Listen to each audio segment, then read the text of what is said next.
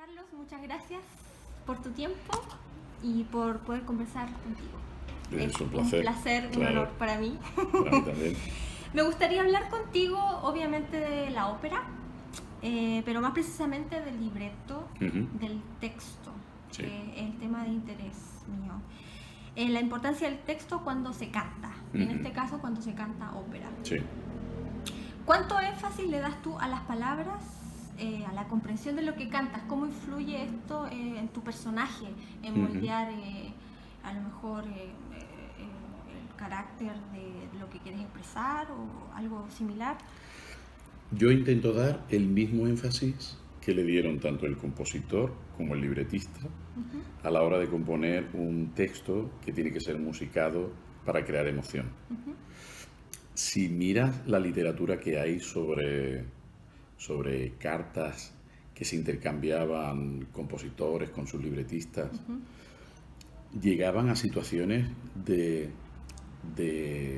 alto nivel de exigencia porque pensaban que tenían que encontrar el mejor sustento para que su música tuviera un sentido. Cuando se hace música instrumental, la propia música puede crear emoción, pero cuando se utiliza un texto, estamos haciendo un acto de comunicación y eso implica que el texto debe ser comprendido. Debe ser comprendido de tal manera que la propia emisión del texto, junto con la música, creando una melodía o una armonía determinada, pueda producir también un efecto añadido para crear la emoción en el público, ¿no? Y siempre he hecho un trabajo de estudio muy concienzudo del texto. De hecho, cuando afronto la elección del repertorio, tiene que ver directamente con mi capacidad de poder comprender el idioma en el que estoy cantando. Yo soy un cantante que tiene un repertorio fundamentalmente italiano, francés, no hago repertorio alemán. Y claro, es muy importante lo que estás diciendo y fundamentalmente, como tú me has preguntado, cómo lo dices. Nosotros tenemos una ventaja sobre los actores y es que existe un colchón de atmósfera musical creado ya por la orquesta, que nos permite entrar en una atmósfera determinada y que el propio compositor ha tenido la intención de crear para subrayar determinadas circunstancias con respecto al texto, ¿no? Y en ese sentido, cuando nosotros empezamos a hablar, a decir el texto cantando, ya estamos en una situación de emoción que el actor, cuando crea de la nada, desde el silencio, no tiene esa oportunidad. Entonces, sabiendo que tengo esa ventaja, intento ser, primero, muy honesto con el texto. A mí no me gusta que se hagan cambios en el texto. Los compositores y libretistas han trabajado mucho para hacer que esa sea la versión definitiva de su obra. No me gustaría enmendar la plana a tener que hacer cambios porque me venga mejor a mí o porque sean más fáciles para la comprensión, quizá. No, yo intento... O para la vocalidad, claro. Entonces yo intento ser muy honesto con la partitura e intento subrayar la intención de cada palabra. Eso me permite ser refinado en la actuación gestual, porque lo que hago es hacer una identificación. Yo intento buscar que sea perfecta entre sentido de la palabra y sentido del gesto y de la voz. Hay una coherencia, ¿no? Efectivamente. Y esa coherencia es lo que permite que tu trabajo trascienda de una manera mayor o menor. De hecho, yo intento que el público vea encima del escenario al personaje y no al intérprete. Yo no necesito ser yo mismo. No necesito ser yo mismo encima del escenario, sino que el público vea al personaje. Y para eso tú tienes que saber muy bien cuál es el texto que estás diciendo.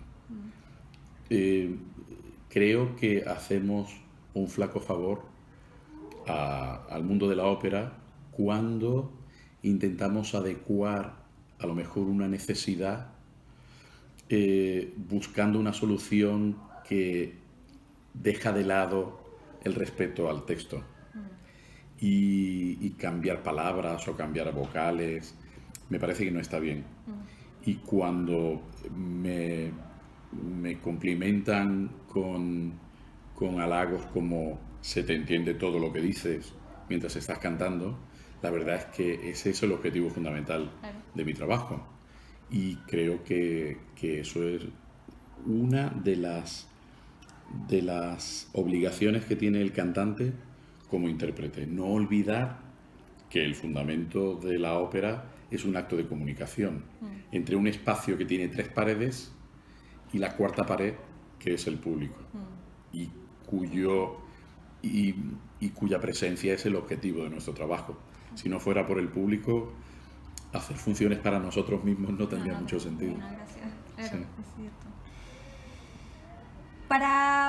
Bueno, es que quiero ir al punto que es difícil llegar a hablar todos los idiomas en los que la ópera ha sido escrita, por lo menos, que son bastante.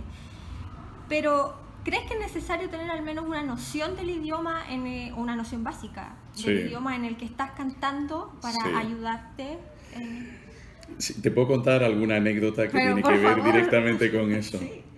Antes te he dicho que no hago repertorio alemán porque no hablo, o posiblemente al revés, no hablo alemán porque no hago el repertorio alemán. También, claro, de alguna manera, mi repertorio condicionó la necesidad de conocer el idioma para poderlo utilizar como herramienta para hacer la mejor descripción posible del texto que tengo que defender. Pero sin embargo me he encontrado en situaciones que las ganas de poder hacer una ópera determinada me llevaron a hacer un gran esfuerzo primero de aprendizaje, de memorización y de comprensión del texto. Yo recuerdo cuando se me ofreció la posibilidad en el año 1994 de hacer mi primer Eugenio Onegin de Tchaikovsky. Yo no hablo ruso, no sé leer cirílico. Utilicé siempre la transcripción fonética para poder hacer el aprendizaje del texto que estaba diciendo, pero había elementos que facilitaron mucho mi trabajo. Primero, la música de Tchaikovsky es maravillosa. Y entonces el aprendizaje de la música fue prácticamente inmediato. En 2 semanas yo ya sabía la música, la tenía dentro de mí. Pero el texto fue una locura, porque el ruso es un idioma con el que no tengo ningún tipo de referencia. Otro sonido. Claro, son sonidos distintos. A veces aparece una guturalidad que el sonido del canto a la italiana no tiene, que incluso la escuela de canto francesa eliminó para poder hacer que el sonido fuera más interesante y más fácil para los cantantes, incluso el español. Pero sí había una gran unión, posiblemente de espíritu entre la música rusa y la música española. No sé por qué, pero yo encontré esa unión.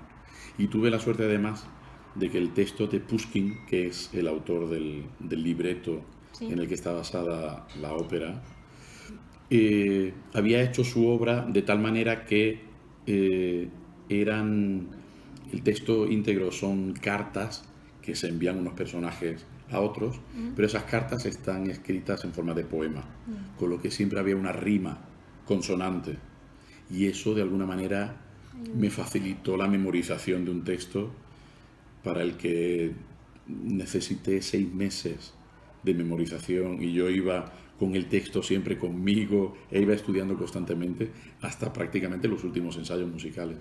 Entonces, la verdad es que la comprensión del texto es quizá, junto con la adecuación vocal de la parte musical, el trabajo más importante que tenemos que hacer, ¿no?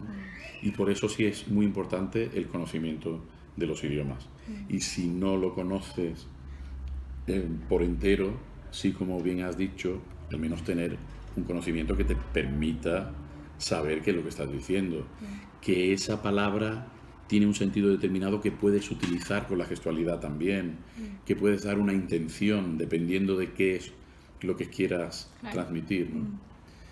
Y todo esto pensando que estamos hablando solo en la teórica, porque cuando aparece la práctica, que es reunir las ideas, la idea concebida del personaje desde mi punto de vista, más el punto de vista del director de escena, más el punto de vista del director musical, entonces aparece ahí la locura a la que hay que dar solución mediante situaciones de consenso.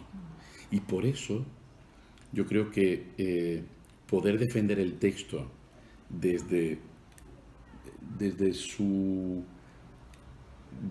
esencia literaria a veces me ha permitido afrontar situaciones en las que he sido capaz de convencer al director de escena que es mucho mejor adecuarse al sentido del texto que no buscar soluciones que sean tangenciales al texto o que disturben de alguna manera el sentido último de lo que está uno diciendo, y que no existe una falta de coherencia entre lo que se dice, lo que se hace y cuál es la emoción que crea la música, ¿no? Exacto. Eso es muy importante, ¿eh? Además, los regisseurs tienen que tener muy claro el texto ante lo que se trata. Sí, pero no siempre lo anteponen como elemento fundamental de este acto que es la ópera. A veces ellos crean unas trampas, que yo llamo trampas saduceas, de las que no saben muy bien cómo salir, ¿no? Y entonces ahí es cuando tenemos que venir a salvar la situación. Sí, porque al final somos nosotros los cantantes los que vamos al escenario y tenemos que dar la cara y defender de alguna manera el personaje, ¿no? De tal manera es así que por mi voz de barítono me toca casi siempre hacer personajes que están éticamente muy distanciados de mí. Son los malos, son los, digamos, estos personajes que representan la parte más oscura, ¿no? de la forma de comportamiento humano, y que los compositores identificaron directamente con una voz más grave, ¿no? Bueno, pues he aprendido a no juzgar al personaje, a intentar empatizar con él y comprender perfectamente que lo que está diciendo y lo que expresa musicalmente tiene que ser defendido como si fuera yo mismo.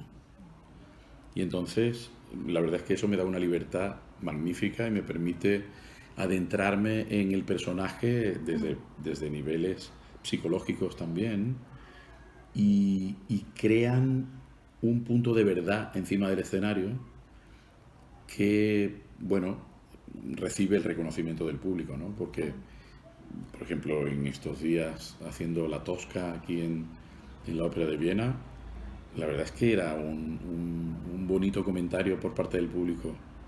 ¡Qué malo ha sido!, ¿no?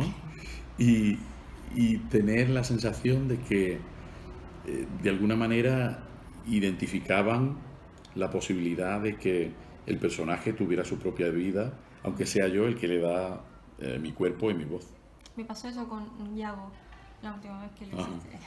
Sí, claro, pero eso es fantástico. Sí. Y tiene que ver mucho con la posibilidad de decir bien lo que tienes que cantar. Sí. Ya no basta, en el mundo de la ópera, afortunadamente, desde hace mucho tiempo, no basta solo el hecho de que uno tenga una buena voz, que tenga una voz agradable, que sea bonito, el modo de cantar. Claro. No, tienes que ser alguien capaz de transmitir sensaciones, emociones, y eso viene a través del texto. Y por eso yo creo que hay que ser muy respetuoso con ese trabajo que ya hicieron los compositores. La siguiente pregunta tiene que ver un poco como desde tu punto de vista de ser un hispanoparlante. Ajá.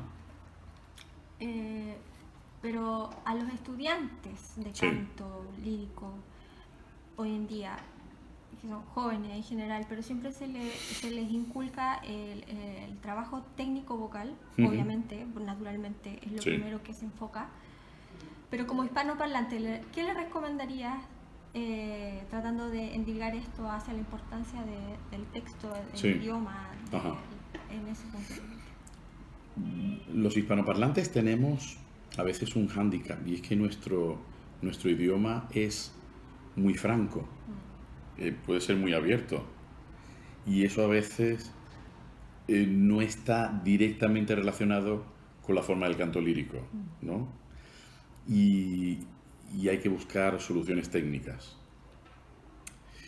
Yo creo que lo que se espera de nosotros es que el resultado de nuestro trabajo sea, por principio, belcantista. Y no me refiero al periodo histórico del bel canto, sino a la etimología y al significado de la palabra bel canto trasladada del italiano al español. Canto bello. Un sonido que sea hermoso, que pueda crear emoción. Y si en algún momento hubiera que sacrificar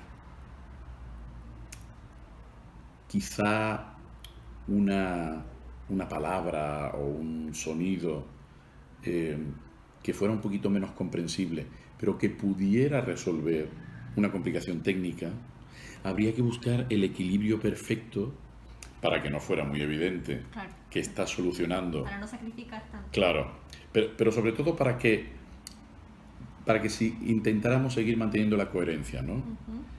Y ser a la vez honestos, tanto con la música como con el texto.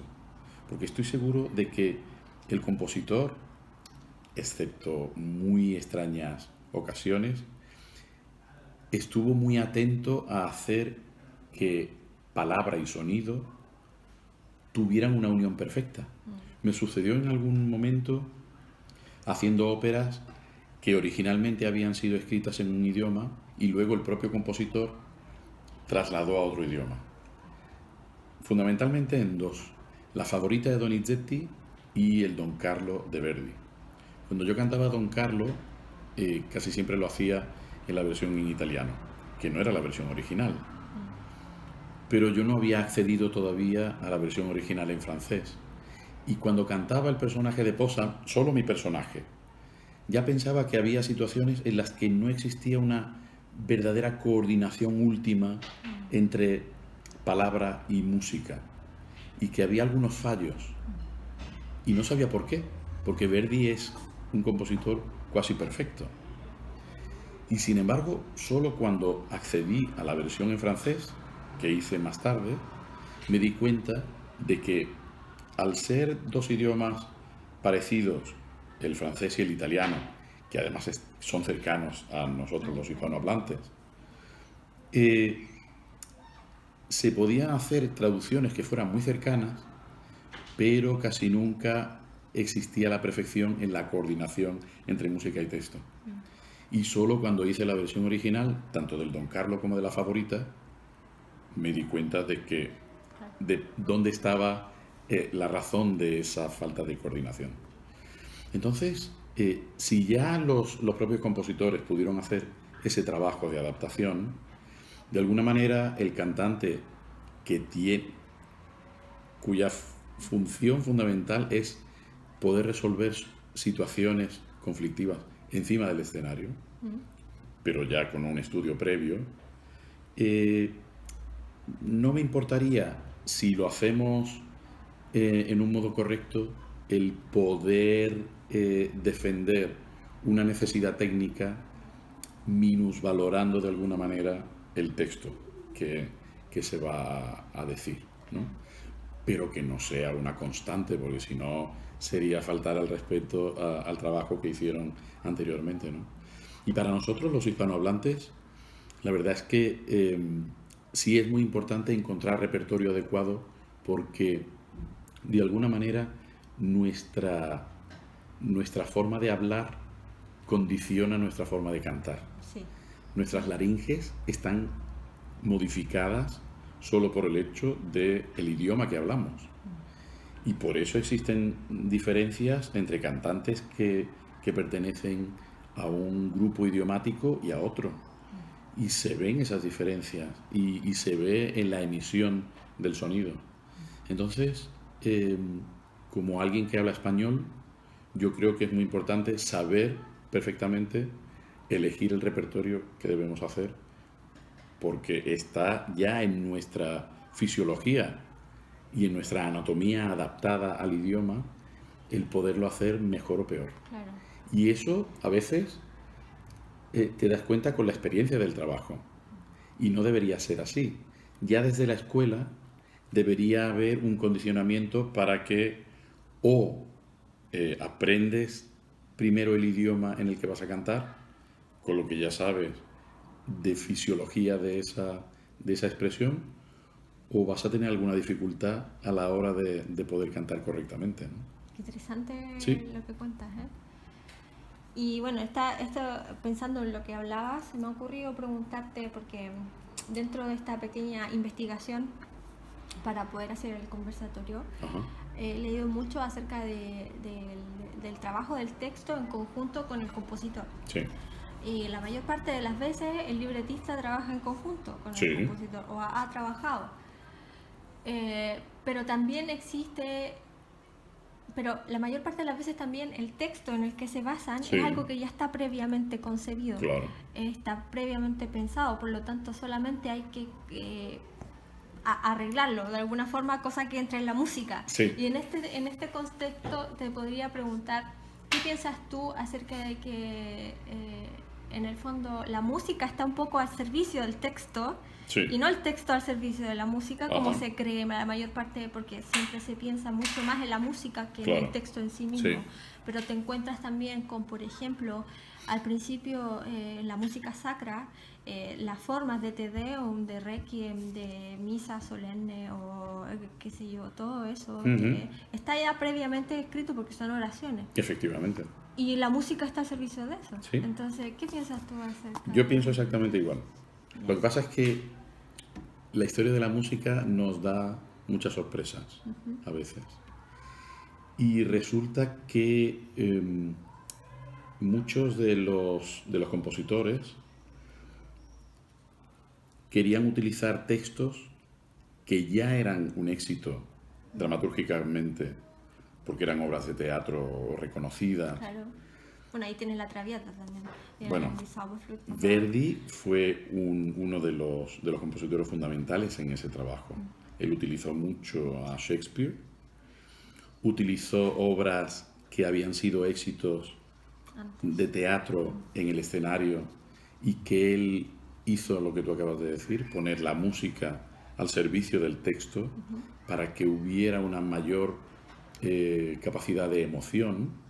Y de hecho hay una anécdota de Victor Hugo, que fue el autor de Le Roi s'amuse, la obra en la que está basada Rigoletto. Hugo dijo alguna vez que ya le habría gustado a él poder hacer lo que hizo Verdi en su cuarteto de Rigoletto, en el que hablaban 4 personajes a la vez. Posiblemente no todo el mundo entendería todo lo que decían a la vez, pero sí que percibían una emoción, como que si los diálogos estuvieran perfectamente armonizados para ser comprendidos, como si fueran diálogos intercalados unos con otros entre los personajes.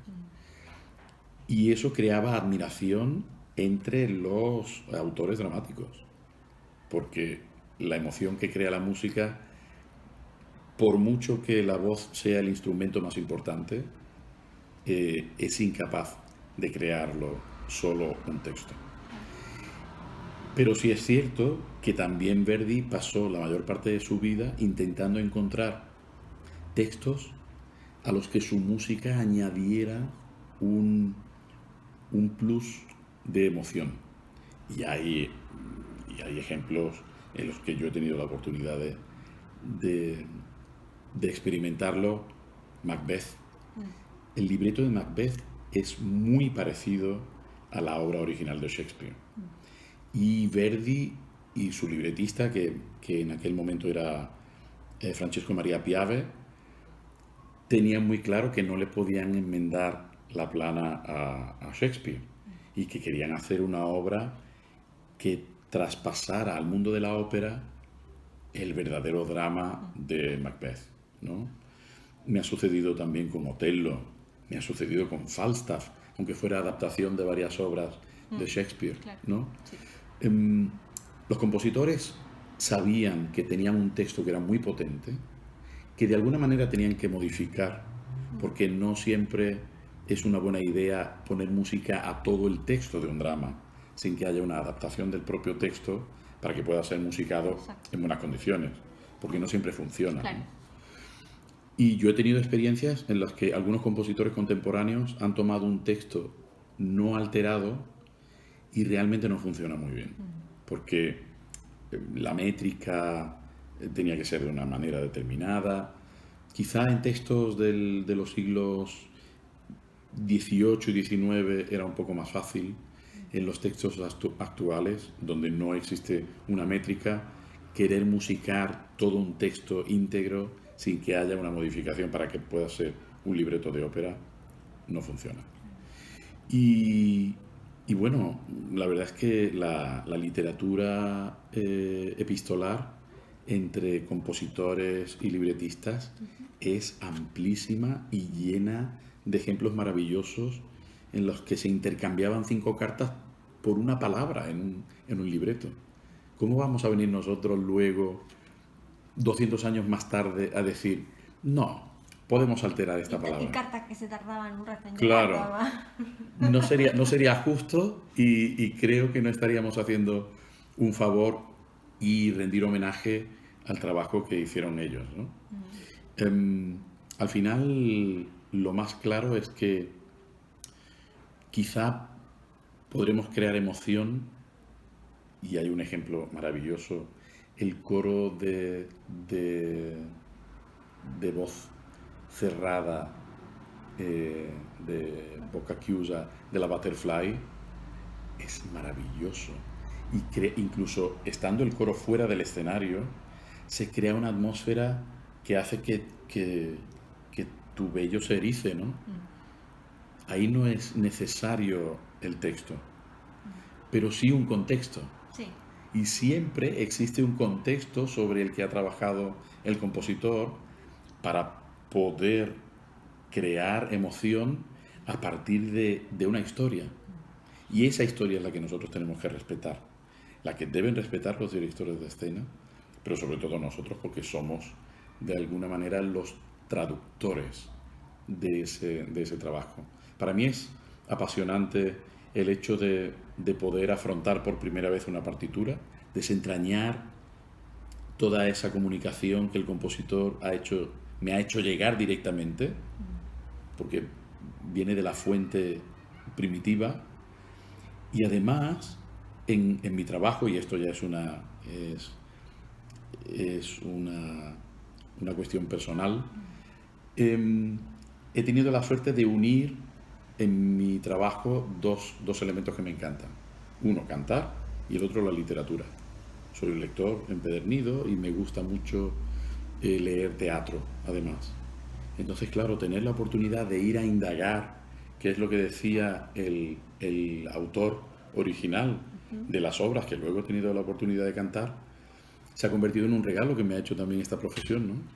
Y para mí es muy importante tener toda la información. Eso te permite, aunque no intervenga directamente en el canto, pero sí te permite tener un interior y un background emocional del personaje, porque sabes mucho más de lo que le sucede, no solo lo que se cuenta o lo que se apunta, claro, en la partitura y en el libreto, ¿no? Porque además tiene un contexto histórico. Efectivamente, muchas de ellas tienen ese contexto histórico, y entonces es un trabajo fascinante, ¿no? El hecho de poder conocer más no solo tu personaje, sino todo lo que sucede a su alrededor. Carlos, te doy las gracias por esta conversa. Por favor, Eran todas mis interrogantes, Ajá. pero ha sido mucho más interesante hablarlo contigo, así que te agradezco mucho. Qué bien. Estupendo. Espero podamos hablar en el futuro igual acerca de otro tema. Claro, sí, perfecto.